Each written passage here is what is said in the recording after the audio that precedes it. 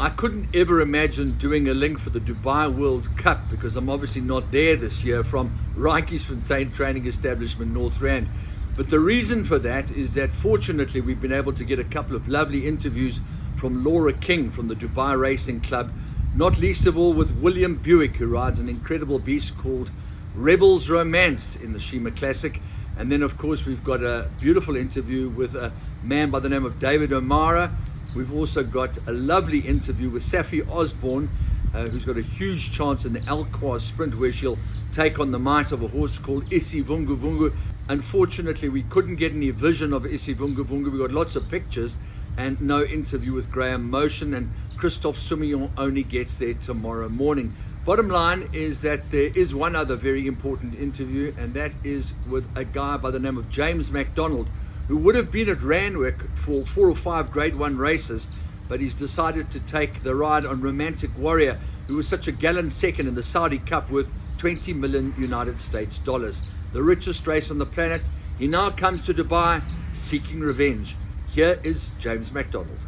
Seems like he's taken no side effects from Saudi, which we're glad he did, because he's bounced out of it well, and he seems to love it here in Dubai. Obviously, it's how can you not? It's a great place, but yeah, he seems to be very happy, healthy, and he's working well. He's a horse that thrives on high pressure, and obviously the tougher the races, the better he goes, as we've found out over the years, and so he'll be up for the challenge again. Obviously, it's a very competitive race, some very strong contenders, and he'll have to be at his brilliant best. But from my point of view, I don't think he's taken a backward step from Saudi, so I almost believe it was one of his best performances he's put on a racetrack, really. It was phenomenal to be 10 lengths back to third, to get the field like that was just remarkable, and I was so proud of the horse, proud of how Danny's prepped him up and how the guys have looked after him, and yeah, it's great to be just a small part of that. And just give us a word on Danny's team. It's been a long journey for them. They've been away from home for a long time. It just shows the dedication they've got to this animal. Yeah, 5 months away from their families, 3 guys. So yeah, we can't thank them enough for the work they've put in to this horse. They've left no stone left unturned, and obviously this is the last race of his little journey. So we're hopefully it goes all well. We know the horse is good enough. We just hope we get a little bit of luck early, and he can show his wares, because I think if he runs up to the Jabal Hatta run, he'll be very hard to beat. And we saw on the Jabal Hatta, this place really seemed to suit him as well. From the eye, you looked to have an awful lot to do off the turn, but you really accelerated down the stretch. Yeah, he did. So we're confident he obviously likes the surface. He's got round this track beautifully, which he normally does anyway. But yeah, it's the 1800, obviously long run down the straight, which suits him. He enjoys the firm surface that we're likely to get on the hot day, and yeah, he copes with everything pretty well. He's a well-seasoned horse. Rattle and roll, you've ridden this morning. He goes to the Dubai World Cup. How did he feel? Yeah, it felt good. Kenny was keen for me to sit on him, and Danny, who rides him every morning, he said he's been taking him on a little bit, so he's fresh. He felt very comfortable on the track. He was quite strong with me this morning, but yeah, he felt super. He's a real good ride to pick up, and I'm looking forward to it. I think the extra furlong is really going to help him here in the Dubai World Cup. So, and he got a kind draw in 2, so hopefully it should just enable him to, position himself in behind the speed. That's going to be a big help to him, I think.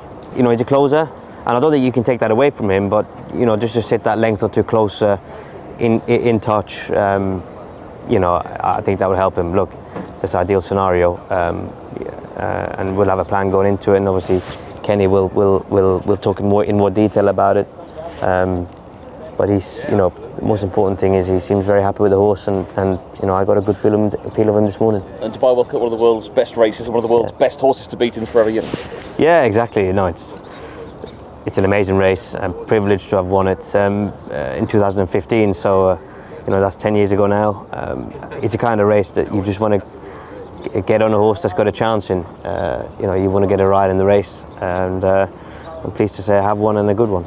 And Ryan Moore down in Australia opens the door for you to ride, believing in the Alquaz. I mean, she had a great season last year and a great spare to pick up. Yeah, exactly. Of course, Ryan was switched to Australia last minute, so I was fortunate to come in for the ride on believing, and you know, I spoke to George about her, and he seems very happy with her. She's been knocking on the door in Group 1s now, and she probably deserves to win one. So I think the fast ground and the flat 6 furlongs is really going to suit her. You know, she looks a sprinter at her age. You know, they probably develop and you know, physically improve a little bit, and she certainly looks like she has filled out. It's always exciting to be at these meetings, but especially with a really live chance with him. Obviously, it's 11 years on since Toto New York won a UAE Derby, and yeah, I was 12 years old then and watching from home, so it's really special to think that sort of 11 years on that we'd be back here with sort of Jimmy McCarthy still working for Dad and looking after this horse as well as Toto New York, and yeah, I think doing it with Dad makes it even more special. Came to Riders Work last week. Obviously it's hard to know when they're working on their own, but it was sort of the times and everything were pretty impressive, and he's just a beautiful horse. He's obviously taken a step forward with every run, and he probably hasn't shown his true ability the last twice, just sort of not really putting it all together, and a few tweaks in his training and a few extra sort of practice jumps out the gates and stuff like that will hopefully just sharpen him up in time for Saturday. Obviously there were 16 runners that day and I was drawn 1, and he notoriously hasn't been very fast out the stalls, which obviously just makes life quite hard. He never really travelled that day either. I think he was still 4th at the furlong marker, and he only got beaten a nose, and he probably realistically probably should have won the last couple of times. He's been unlucky, but yeah, no, hopefully with the blinkers on Saturday that he should travel a bit better and sort of make my life a little bit easier. We've been happy with him. 6 weeks between runs, so he just had a little easy time for a week when he came back, and then just cantered away and had a piece of work on Tuesday and won 10 days before that, so he seems in good shape. He's had a good winter, yeah. He's won out here and been placed, and you know, ran a really good race in Saudi. The money's brilliant out here, isn't it? So after having a good year last year, it made sense to have a go. Now I think he's up to about 107 or 8. So we'll have to see what we do when we go back to the UK, whether we give him a small break and campaign him with the Middle East in mind again next year or not, we'll see. Well, Saudi was just shy of 2 miles, but on a sharper track than here, so I guess that's a question that will remain until Saturday night. Like, it's great, like, we love coming out here. We've over the years we've been out here on and off with horses, you know, from Penitent a good few years ago to sort of Lord Glitters, you know, and this fella, and Get Shirty ran out here, and so we've had quite a few over the years. He knows his way around here now, so hopefully you know, he'll find his way around okay on Saturday night.